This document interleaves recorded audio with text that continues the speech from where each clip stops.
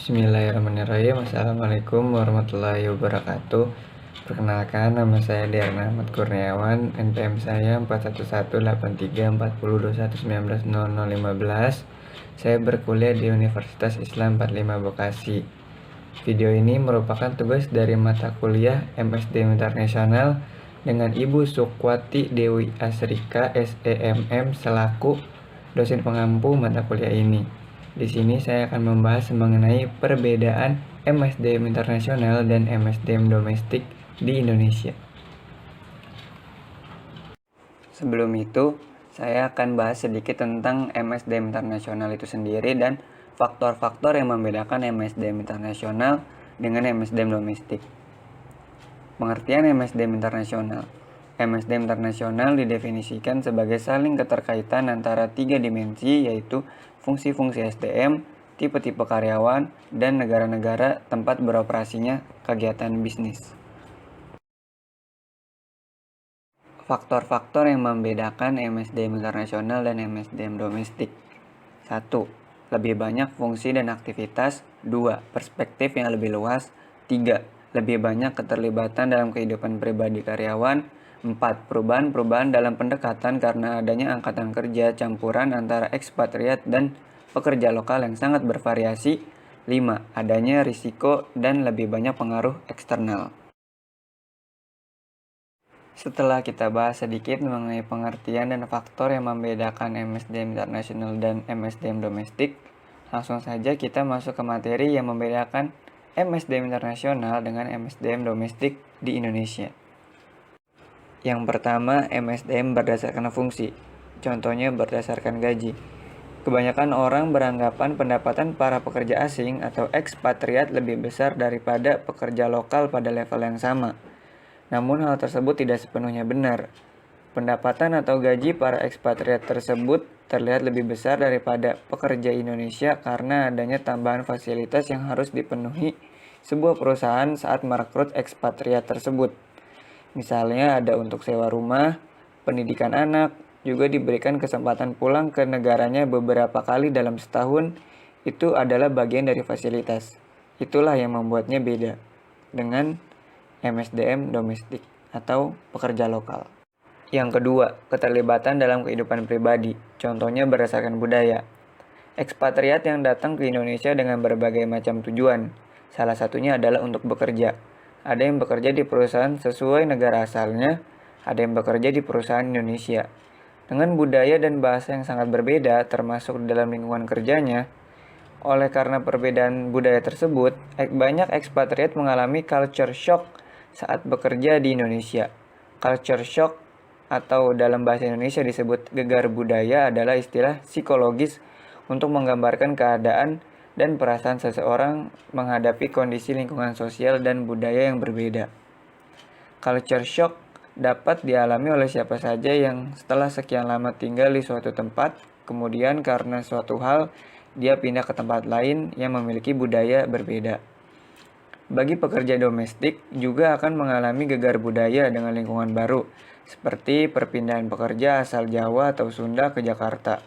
Namun adaptasinya tidak akan terlalu sulit karena adanya persamaan bahasa, yaitu bahasa Indonesia yang digunakan secara umum. Jelas ada perbedaan budaya, akan tetapi tidak akan sesulit adaptasi ekspatriat di Indonesia. Yang ketiga, sistem berbeda untuk lokasi geografis berbeda. Contohnya berdasarkan musim dan jam kerja. Perbedaan musim menjadi salah satu kendala bagi para ekspatriat yang datang ke Indonesia. Dengan hanya memiliki 2 musim, tinggal di Indonesia membuat ekspatriat harus beradaptasi dengan cepat dan baik, apalagi jika mereka berasal dari negara yang memiliki 4 musim. Perbedaan itu sangat terasa bagi ekspatriat, khususnya musim hujan. Karena beberapa ekspatriat ada yang belum pernah melihat hujan setiap tahunnya selama 6-8 bulan berturut-turut.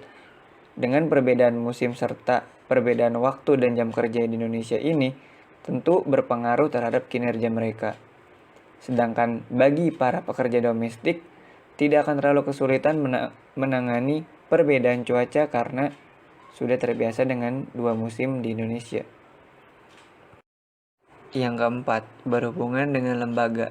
Contohnya berdasarkan agama. Faktor agama dianggap sebagai salah satu penghambat ekspatriat dalam usahanya menyesuaikan di tempat tinggal yang baru.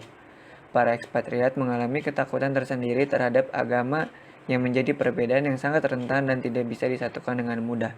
Dengan perbedaan agama ini, para ekspatriat dan pekerja domestik ini diharuskan untuk saling menghormati serta menghargai. Misalnya, banyak pekerja domestik di Indonesia yang berbagai macam agama.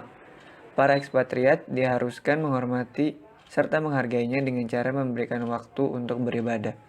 Begitupun sebaliknya. Yang kelima, meningkatnya risiko-risiko. Contohnya berdasarkan kesehatan. Salah satu tantangan ekspatriat di Indonesia adalah perbedaan dalam pemeliharaan kesehatan.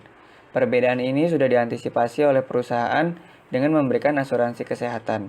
Jadi biasanya ekspatriat sudah dibekali asuransi kesehatan oleh perusahaan asal untuk pekerja yang siap tinggal dan bekerja di luar negeri. Ini dirancang untuk memberi para ekspatriat dan keluarganya memiliki akses ke layanan kesehatan terbaik dimanapun mereka akan ditempatkan oleh perusahaan. Perbedaannya dengan domestik adalah rata-rata pekerja di Indonesia hanya dibekali asuransi kesehatan yang hanya bertaraf nasional saja seperti BPJS Kesehatan dan BPJS Ketenagakerjaan. Berbeda dengan ekspatriat yang dibekali dengan asuransi kesehatan bertaraf internasional sehingga mampu berobat ke luar negeri ke negara yang memiliki fasilitas kesehatan lebih lengkap. Sedangkan pekerja domestik di Indonesia tidak memiliki akses lebih untuk berobat di luar negeri kecuali memiliki asuransi kesehatan selain BPJS Kesehatan dan BPJS Ketenagakerjaan. Jadi, kesimpulannya adalah kehadiran ekspatriat dapat dikatakan sebagai sumber atau penyedia informasi. Hal ini disebabkan sebagian besar ekspatriat yang dikirim ke negara lain bertujuan untuk menyampaikan informasi yang berasal dari pusat perusahaan kepada manajer atau karyawan yang ada di anak atau cabang perusahaan. Informasi atau pengetahuan ini akan tersampaikan dengan baik jika ekspatriat mampu menerapkan knowledge sharing dengan efektif.